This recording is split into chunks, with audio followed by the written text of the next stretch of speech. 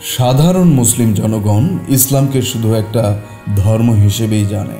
যারা নিয়মিত নামাজ রোজা করে তাদের মধ্যেও অনেকে বাস্তব জীবনে ইসলামের কোনো প্রভাব থাকতে পারে এমন ধারণা রাখে না। জনগণ আলেম সমাজ থেকে ইসলামের যে আলো পেয়েছে এবং তারা দ্বীন ইসলাম সম্পর্কে তাদেরকে যতটুকু ধারণা দিয়েছেন ঠিক ততটুকুই তারা জানে। মানুষের জীবনের বহু দিক রয়েছে, ব্যক্তিগত, পারিবারিক, সামাজিক, রাজনৈতিক, অর্থনৈতিক, সাংস্কৃতিক ইত্যাদি।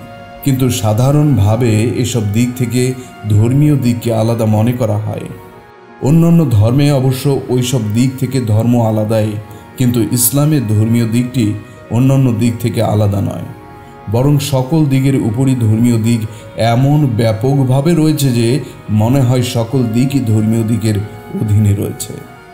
ইসলামের দৃষ্টিতে এই ধর্মীয় দিকটিই গোটা মানব জীবনের চালিকা শক্তি। আল্লাহ তাআলার দাসত্ব, রাসূল সাল্লাল্লাহু আলাইহি সাল্লামের আনুগত্য ও আখিরাতের জবাবদিহিতা, এই তিনটি ধর্মীয় নীতি হলেও মুসলমানদের গোটা জীবনের সাথেই এগুলোর ঘনিষ্ঠ সম্পর্ক রয়েছে। মুসলিম জীবনে দিনদারি ও দুনিয়াদারিতে কোনো তফাৎ নেই। ওই তিনটি ধর্মীয় নীতি অনুযায়ী কাজ করলে দুনিয়াবি বলে গণ্য সকল কাজও দিনদারিতে পরিণত হয়। দুনিয়ায় নবী পাঠানোর উদ্দেশ্য। মানুষকে দুনিয়ায় বেঁচে থাকার জন্য যা কিছু করতে হয় সে সম্পর্কে তাদেরকে অবহিত করার জন্য আল্লাহ তাআলা নবী রাসূলগণের মাধ্যমে যাবতীয় আইন কানুন পাঠিয়েছেন, কিন্তু এসব বিধিবিধান মেনে চলতে তিনি মানুষকে বাধ্য করেননি। আল্লাহ তাআলা জানিয়ে দিয়েছেন যে যারা তাঁর দেয়া আইন বিধান মেনে চলবে তারা দুনিয়াতেও শান্তি ভোগ করবে এবং আখিরাতেও পুরস্কার পাবে, আর যারা তা মানবে না এবং মানুষের মন গড়ার নিয়ম মেনে চলবে তারা দুনিয়ায়ও অশান্তি ভোগ করবে, আখিরাতেও অশান্তি ভোগ করবে। যাই হোক, আল্লাহর নবীগণ মানুষকে দুনিয়া ত্যাগ করে বৈরাগী বা সন্ন্যাসী বানাতে আসেননি, বরং তারা মানুষকে দুনিয়ার সকল দায় দায়িত্ব আল্লাহর তৈরি নিয়ম পালন করার শিক্ষা দিতে এসেছেন। দুনিয়ার সব কাজ নবীদের শেখানো নিয়মই করলে দুনিয়াদারির কাজও দিনদারি হিসেবে গণ্য হয় এবং সবই ইবাদতে পরিণত হয়। দিনদারি বনাম দুনিয়াদারি। এক হাদিসে আছে, রাসূলুল্লাহ সাল্লাল্লাহু আলাইহি ওয়াসাল্লাম বলেছেন, কোনো লোক ঈশার নামাজ জামাতের সাথে আদায় করার পর ঘুমিয়ে গেল। সে যদি ফজরের নামাজ জামাতের সাথে আদায় করে তাহলে তার সে ঘুমটাও ইবাদত হিসেবে গণ্য হবে। আল্লাহর দেওয়া নিয়মে ঘুমালে ঘুমও ইবাদতে পরিণত হয়। এভাবে আল্লাহর দেওয়া নিয়ম বিয়ে শাদী, ঘর সংসার, রুজি রোজগার, চাষাবাদ, ব্যবসা বাণিজ্য, খাওয়া দাওয়া, এমনকি পেশাব পায়খানা করাও ইবাদতের মধ্যে গণ্য। তাই খাঁটি মুমিনের পার্থিব জীবনের সব কাজকর্মই দিনদারি। সুতরাং দ্বীন ইসলাম অন্যান্য ধর্মের মতো শুধু কতক ধর্মীয় আচার অনুষ্ঠানের নাম নয়। হিন্দু দাদারা কতক পূজা, উপাসনা ও উপবাসের মাধ্যমে ধর্ম পালন করে। খ্রিস্টানরা প্রতি রোববার গির্জায় গিয়ে উপাসনা করে। এসব পূজা উপাসনার সাথে দুনিয়ার অন্য সব কাজের কোনো সম্পর্ক নেই। ইসলাম এ জাতীয় কোনো ধর্ম নয়। ইসলামের ধর্মীয় কাজগুলোর মাধ্যমে দুনিয়ায় জীবনযাপনের শিক্ষা দেওয়া হয়। মুসলমানদের ধর্মীয় জীবন দুনিয়ার জীবন থেকে মোটেই আলাদা নয়। অর্থাৎ আমাদের প্রত্যেকটি কাজই মুমিনের জন্য দুনিয়াদারির একটি দিক নির্দেশনা রয়েছে। অর্থাৎ দুনিয়াদারির সকল কাজই ইসলামের অন্তর্ভুক্ত হবে যদি সেটা আল্লাহর রাসূলের জীবন বিধান অনুযায়ী হয়ে থাকে। মুসলিম পরিবারে জন্ম নিলেই কি মুসলিম হয়ে যায়? এই যে ইসলামের এই চমৎকার পরিচয়, তা আমাদের সমাজের খুব কম লোকেরই জানা আছে। যারা নিজেদেরকে মুসলমান মনে করে তাদের সবারই ইসলামের এই সুন্দর পরিচয় জানা খুবই জরুরি। ইসলামকে এভাবে না জানলে কেমন করে খাঁটি মুসলমান হওয়া যাবে? আর খাঁটি মুসলিম হতে না পারলে দুনিয়ার অশান্তি ও আখিরাতের দোজখ থেকে নাজাত পাওয়ার কোনো উপায় থাকবে না। লোকেরা মনে করে যে মুসলিম পরিবারে জন্ম নিলেই মুসলিম হয়ে যায়। এ ধারণা একেবারেই ভুল। মুসলমানের সন্তানও কাফির হয়ে যেতে পারে, আবার কাফিরের সন্তানও খাঁটি মুসলমান হতে পারে। অতীতকালে কাফিরের সন্তানও নবী হয়েছেন। হযরত ইব্রাহিম আলাইহিস সালামের পিতা আজর কাফির ছিলেন, আবার নূহ আলাইহিস সালামের এক ছেলেও কাফির ছিল। জন্মগতভাবে কেউ মুমিন ও কাফির হয় না। মুমিন হওয়ার জন্য প্রথম শর্ত হলো ঈমান। ঈমান আনা ও না আনার ব্যাপারে আল্লাহ তাআলা মানুষকে স্বাধীনতা দিয়েছেন। ঈমান বা বিশ্বাস মনের ব্যাপার, মনের উপর জোর খাটে না।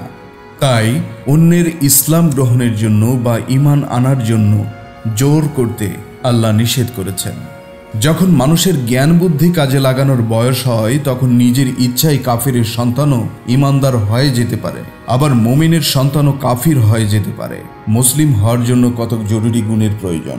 সর্বপ্রথম তাকে তাওহীদ অর্থাৎ আল্লাহর উপর ঈমান আনা, আল্লাহ আছেন এটা বিশ্বাস করা, রিসালাত অর্থাৎ নবী যে আল্লাহর পক্ষ থেকেই কোনো কিতাব আমাদের সামনে পেশ করেন এবং তিনি যে আমাদের আদর্শ সেইটা মেনে নেয়া, ও আখিরাত অর্থাৎ পরকাল, মৃত্যুর পরেই যে আমাদের আসল জীবনের সূচনা, সেখানেই আমাদের আজীবন থাকতে হবে, চিরকাল থাকতে হবে এবং সেখানেই আমাদের ভালো মন্দের হিসাব নিকেশ গ্রহণ করা হবে, এই বিশ্বাসগুলো থাকতে হবে।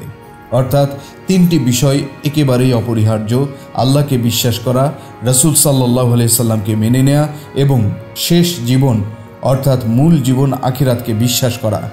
এরপর তাকে মুমিন হিসেবে জীবনযাপনের উদ্দেশ্যে কোরআন ও হাদিসের কিছু ইলম হাসিল করতে হবে এবং ঈমান ও ইলম অনুযায়ী মুসলিম চরিত্র গঠন করার মতো আমল করতে হবে। কাফিরের কোনো সন্তান যদি ঈমান, ইলম ও আলেমের গুণের কারণে মুসলিম হয়, তাহলে কেন মুসলিম সন্তানের মধ্যে এসব গুণ না থাকলে তাকে কি কারণে আল্লাহ মুসলিম হিসেবে গণ্য করবেন? একজন ডাক্তারের সন্তান যদি ডাক্তারি বিদ্যা না শেখে, তাহলে ডাক্তারের সন্তান বলেই কি তাকে কেউ ডাক্তার বলে স্বীকার করবে? কোনো মাস্টারের মূর্খ সন্তান যদি নিজেকেও মাস্টার বলে দাবি করে, তাহলে কি কেউ এ দাবি মেনে নেবে? না। ঠিক তেমনি আপনি একজন মুসলিমের ঘরে জন্মগ্রহণ করেছেন মানেই আপনি মুসলিম নয়, আপনাকে মুসলিম হতে হবে। মুসলিম পরিবারে জন্ম নেওয়া আল্লাহর মেহেরবানি। আল্লাহ তাআলা যদি আমাকে মুসলমানের ঘরে পয়দা না করতেন, তাহলে আমার নিজের চেষ্টায় ইসলাম গ্রহণ করার কোনো সুযোগ পেতাম কিনা জানি না। আল্লাহ তাআলা যদি আমাকে মুসলমানের ঘরে পয়দা না করতেন, তাহলে আমার নিজের চেষ্টায় ইসলাম গ্রহণ করার কোনো সুযোগ পেতাম কিনা জানি না। তাই আল্লাহ তাআলার বিরাট মেহেরবানি যে তিনি আমাকে মুসলমান পিতামাতার ঘরে পয়দা করেছেন।